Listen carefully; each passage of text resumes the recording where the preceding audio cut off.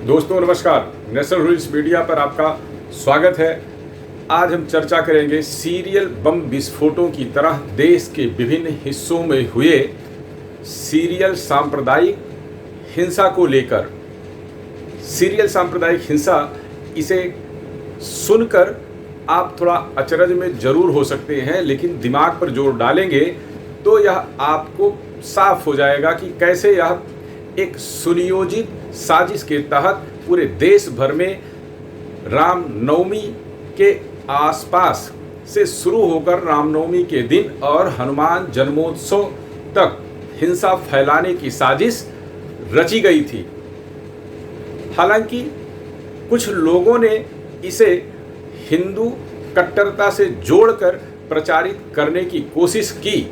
Social media पर इसे लेकर लगातार एक अभियान चलाया गया कि रामनवमी पर मुस्लिम बहुल इलाकों में जुलूस निकाले गए, मस्जिदों के आसपास तेजक नारे लगाए गए, इसलिए यह हिंसा फैली, इसलिए यह सांप्रदायिक तनाव फैला। लेकिन आगे जो अभी विश्लेषण आप सुनिए तो इससे यह भी साफ हो जाएगा कि यह अचानक उपजी हिंसा नहीं है।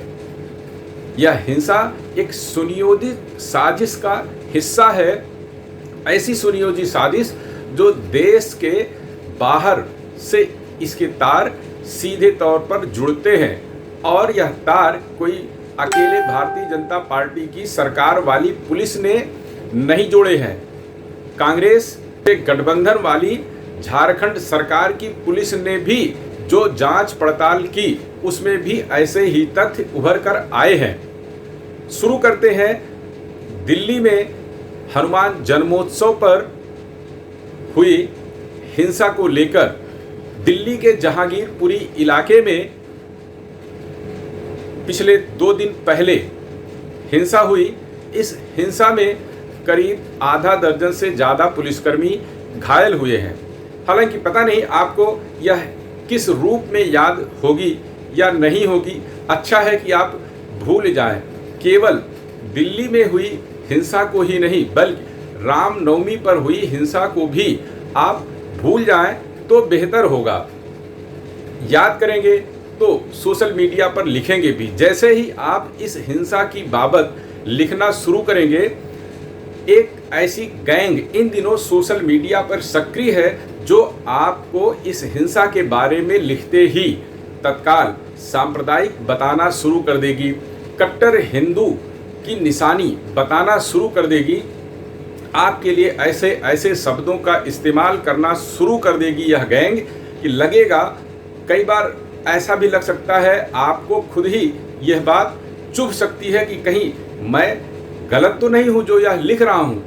और यह गैंग इसी बात को साबित करना चाहती है। यह केवल दिल्ली हिंसा में ही नहीं हुआ, इसके पहले राजस्थान के करौली से शुरू हुई हिंसा मध्य प्रदेश के खरगोन, महाराष्ट्र में पहुंची और गुजरात के भड़ूच जैसे इलाकों में हिंसा हुई, कर्नाटक में हिंसा हुई, झारखंड में हिंसा हुई, पश्चिम बंगाल में सांप्रदायिक तनाव फैला। देश के अन्य कई जगहों पर रामनवमी के दिन ही मुस्लिम बहुल इलाकों में सुनियोजित तरीके से जुलूस पर बम फेंके गए। यह बम साधारण बम नहीं थे, पेट्रोल बम फेंका गया, कांच की बोतलें फेंकी गई, ईंट पत्थर फेंके गए, छतों से ईंट पत्थर फेंके गए। आप बताइए कि क्या आप अपने घरों पर कभी ईंट पत्थर पेट्रोल बम इकट्ठा करके रखते हैं क्या? या कोई भी अपने घरों पर ईंट पत्थर पेट्रोल बम या ऐसे सामान उपकरण रखता है जिसे नीचे फेंककर सड़क पर जा रहे आदमी की जान ली जा सके या उसे घायल किया जा सके, उसे चोट पहुंचाया जा सके, भले ही वह पुलिसकर्मी ही क्यों ना हो। इन सभी जुलूसों में यह एक सामान्य ट्रेंड दिखा और यह राजस्थान से लेकर कर्नाटक तक, गुजरात से लेकर मध्य प्रदेश, महाराष्ट्र, पश्चिम बंगाल, उड़ीसा और दिल्ली तक एक जैसी हिंसा हुई है। सभी जगहों पर धार्मिक जुलूसों पर हिंसा हुई, मस्जिद के आसपास हिंसा हुई और सभी जगहों पर इसकी पूर्व सुनियोजित तरीके से तैयारी की गई। गुजरात पुलिस ने 3 मौलवियों को पकड़ा, 2 कट्टरवादी युवकों को पकड़ा। जांच हुई, पूछताछ हुई तो सामने आया कि यह सभी तत्व पाकिस्तान की खुफिया एजेंसी ISI और अफगानिस्तान में बैठे कुछ हैंडलर के संपर्क में थे।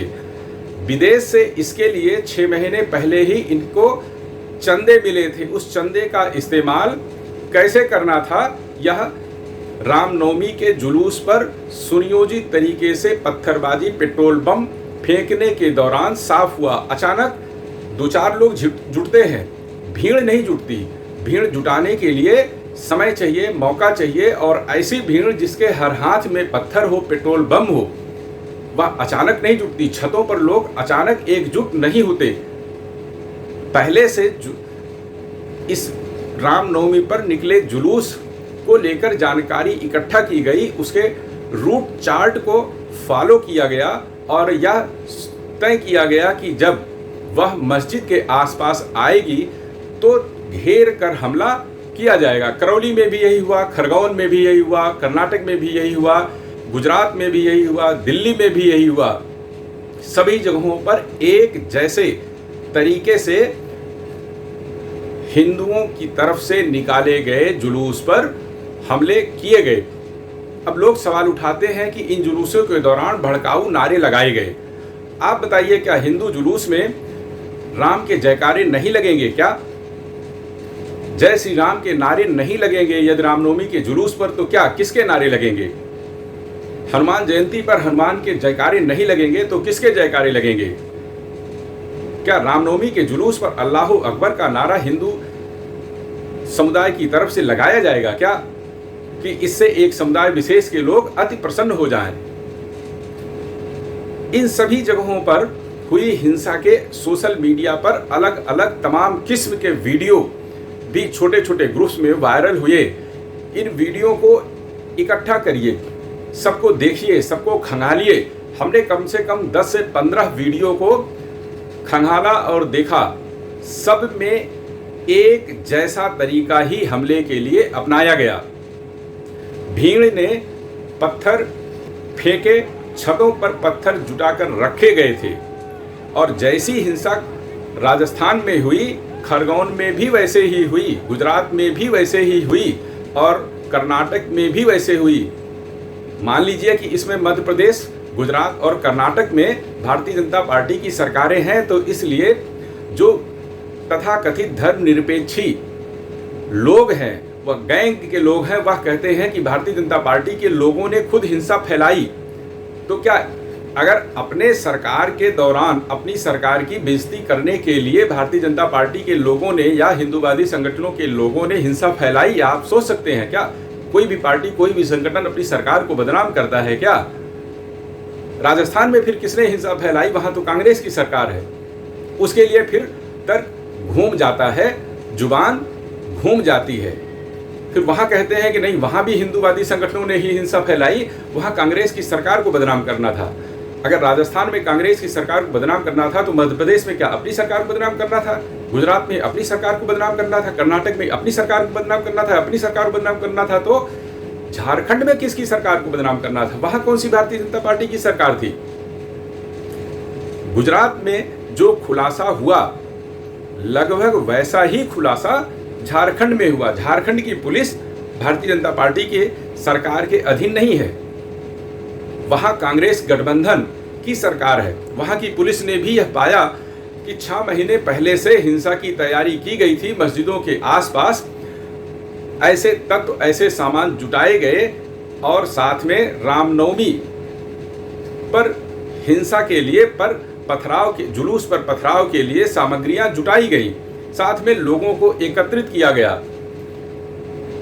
ऐसे सामान जुटाए गए जिसमें पेट्रोल बम, पत्थर और शीशे की बोतलें शामिल थी, जिससे ज़्यादा से ज़्यादा लोगों को घायल किया जा सके। साफ है, जब पूरे देश में एक ही ट्रेंड पर, एक ही तरीके से रामनवमी के जुलूस पर हमला हुआ, तो साफ है कि यह कहीं किसी एक जगह से नियंत्रित था। मस्जिदों के आसपास ही हमले क्यों हुए, यह सवाल भी लोगों को पूछना चाहिए। लोगों आपके मन में उठना चाहिए कि क्यों मस्जिदों के आसपास, क्यों मुस्लिम बहुल बस्तियों में ही हमले हुए। क्या हिंदू समुदाय यह अब भूल जाए कि अपने देश में, अपने देश की सड़कों पर अपने देवताओं के से जुड़े हुए धार्मिक कार्यक्रम ना करे? क्या ऐसा भारतीय संविधान में लिखा हुआ है? क्या भारतीय संविधान क्या इस बात की इजाजत देता है कि एक धर्म के लोग दूसरे धर्म के लोगों को अपने इलाके में जुलूस ना निकालने दें, अपने धार्मिक स्थल के आसपास से ना निकलने दें? यदि निकले तो उनके ऊपर पत्थर बरसाए जाए, पेट्रोल बम फेंके जाएं, उनकी हत्या की जाए, घेर कर मारा जाए? कौन से भारतीय संविधान में यह लिखा हुआ है? यदि भारतीय संविधान में यह नहीं लिखा है कि भड़काऊ नारे लगाए जाएं, तो यह भी किसी भी जगह पर नहीं लिखा है कि किसी भी सड़क से किसी भी वर्ग, किसी भी धर्म, किसी भी जाति के समुदाय के लोग अपने धार्मिक सामाजिक आयोजनों को ना करें। इन घटनाओं को देखकर तमिलनाडु में हुई एक घटना याद आती है, जिसमें मुस्लिम बहुल गांव के लोगों ने निचली अदालत में एक याचिका दाखिल की थी, जो बाद में मद्रास हाई कोर्ट तक पहुंची थी, जिसमें अदालत ने साफ तौर पर यह कहा था कि किसी भी धर्म को इस बात की इजाज़त नहीं दी सकती कि वह अपने गांव से किसी दूसरे समुदाय के लोगों को धार्मिक कार्यक्रम, धार्मिक आयोजन करने की अनुमति न दे। वहाँ हुआ था, मुस्लिम समुदाय के लोग अदालत में इसलिए पहुँचे थे कि उनके गांव में जो सैकड़ों सालों से पूजा आराधना मंदिर में होती थी, वह ना की जाए। तर्क यह था कि वह गांव मुस्लिम बहुल है, वहाँ हिंदू समुदाय के जुलूस निकलने पर लोगों को आपत्ति होती थी। ऐसी ही आपत्ति रामनवमी के जुलूस पर भी हुई और रामनवमी के जुलूस को लक्षित करके निशाना बनाया गया।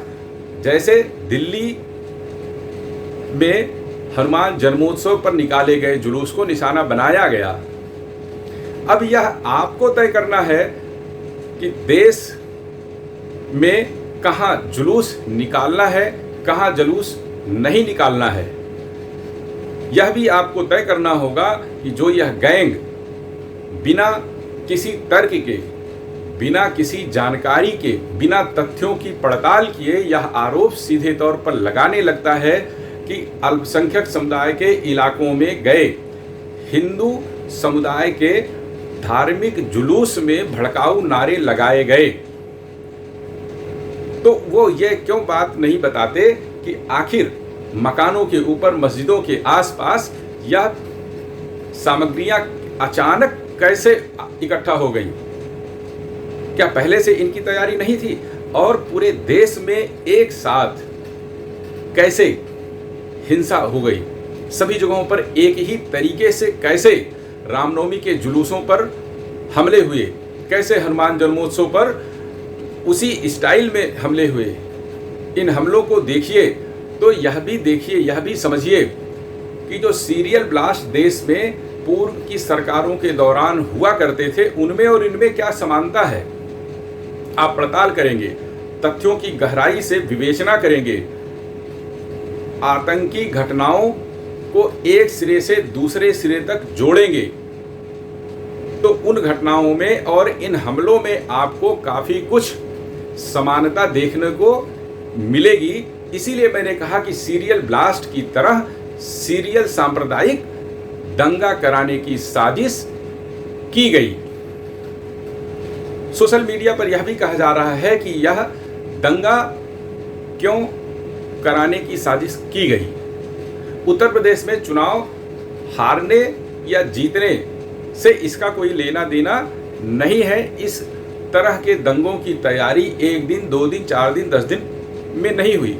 यह तकरीबन 5 से 6 महीना पहले से चल रही तैयारियों का नतीजा है कि एक साथ एक सीरीज में यह हमले किए गए। विभिन्न राज्यों की अलग अलग पुलिस पड़ताल कर रही है, सबके नतीजे लगभग एक जैसे आ रहे हैं। खरगोन में जो हिंसा हुई उसके नतीजे भी लगभग गुजरात और झारखंड जैसे मिल रहे हैं। राजस्थान की कांग्रेस सरकार की पुलिस ने जांच शुरू तो की, लेकिन बीच में जांच की दिशा मोड़ दी। इसकी आशंका है कि सरकार के दबाव में यह जांच मोड़ी गई। राजस्थान के करौली और खरगोन में एक और समानता मिली है।